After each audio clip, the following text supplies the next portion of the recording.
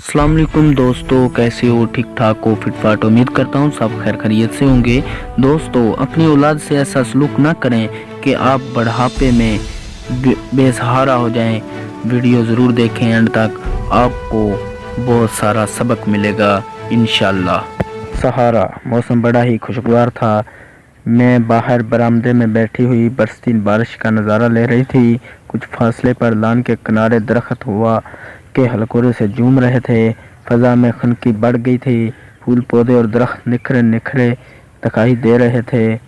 अचानक एक rickshaw porch में आन कर ठहर गया और इसमें से एक मम्बर खातून उतरी जो सीधी मेरी जानब बढ़ी। मैं उसे आते देखकर खड़ी होगी। पहली नज़र में खातून के खद्दोखाल अजनबी से लगे। गौर से देखा तो कुछ शनासाई लगे। फिर मुझे याद आ गया, इस्लामाबाद में कई साल पहले जहाँ मेरा घर था, वो खातून सामने वहाँ रहती थी। बड़े ठाठ से महारानियों की तरह सज बनकर अच्छी पोशाक में नजर आती थी। मैंने एकदम से इन्हें पहचान लिया। पहले मैं इसलिए नहीं पहचान सकी थी कि उनका हुलिया बल्कि पूरा हाल ही कुछ मुख्तलिफ नज़र आ रहा था। ओ खाला, जान आइए। मैंने कुर्सी की जानब इशारा करते हुए इन्हें बैठा लिया और गौर से इनका मरजाया हुआ चेहरा और मैली पोशाक को देखकर पूछा, खाला जी, बहुत अरसे के बाद आपको देख कर रही हूँ। खैरियत है? यूँ लगता है कि आप बीमार हैं। वो इल्तिजा भरी नज़रों से मुझे देखते हुए गोया हुई, बेटी, बड़ी मुश्किलों से तुम्हारा घर ढूंढा है। जैसा कि तुम जानती है वो कि मैंने शोहर की वफ़ात के बाद अपने बेटे को अपनी मर्जी से शादी करने की सज़ा देते हुए बहू समेत घर से निकाल दिया था। अपनी दोनों बेटियों के बहकावे में आकर यह सब कुछ किया था। बड़ी बेटी की शादी तो तुमने देख ही ली थी और छोटी बेटी, वो एक दिन मुझसे कहने लगी कि ये बंगला मेरे नाम कर दें ताकि भाई आपको तंग ना कर सके। बच्ची की अभी शादी नहीं हुई थी। मैंने सोचा चलो माँ बेटी दोनों इकट्ठी रहेंगी। बहन के नाम घर देखकर बेटा कोई मुतालबा नहीं कर सकेगा, लिहाजा मकान मैंने इसके नाम कर दिया।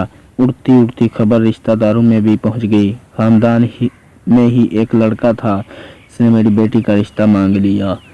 इनकार की कोई माकूल वजह न थी, इसलिए मैंने वहाँ कर दी।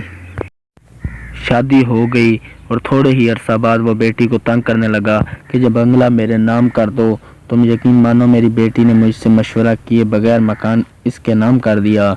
शोहर की खुशी अजीज रखने के लिए मुझसे कहा, अम्मी आप अपनी बहन के पास लाहौर चली जाएं। ये सब शोहर के कहने से इसने किया, लिहाजा मैं दिल बर्दाश्ता होकर लाहौर बहन के पास चली आई। दामाद ने आंखें फेर लीं और बेटी भी इसके इशारों पर नाचने लगी। आज मैं सोचती हूँ, काश मैंने अपने बेटे को घर से निकाला ना होता तो आज ये दिन ना देखने पड़ते।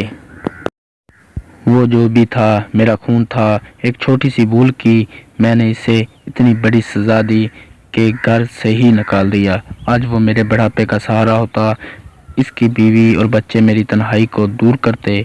अब मैं बहन के घर में पड़ी हूँ, बीमार रहने लगी हूँ। दुआदारों के लिए मेरे पास रकम नहीं। 3 बच्चे हैं मगर मैं अपने आप को बे औलाद समझती हूँ। मुझे इतना ज़रूर यकीन है कि बेटे ने मुझे अपने घर से नहीं निकालना था। काश मुझसे ये गलती ना हुई होती। मैं इसलिए आई हूँ कि मेरा मकान मुझे वापस दिलवा दें। इसने दोनों हाथ जोड़कर कहा और मैंने देखा मूसलाधार बारिश की तरह इनकी आंखें भी बरसने लगी। मैंने आगे बढ़कर इन्हें गले से लगा लिया। आंसू थमते नहीं थम रहे थे और मैं सोच रही थी, लोग मुकाफात अमल का भी नहीं सोचते।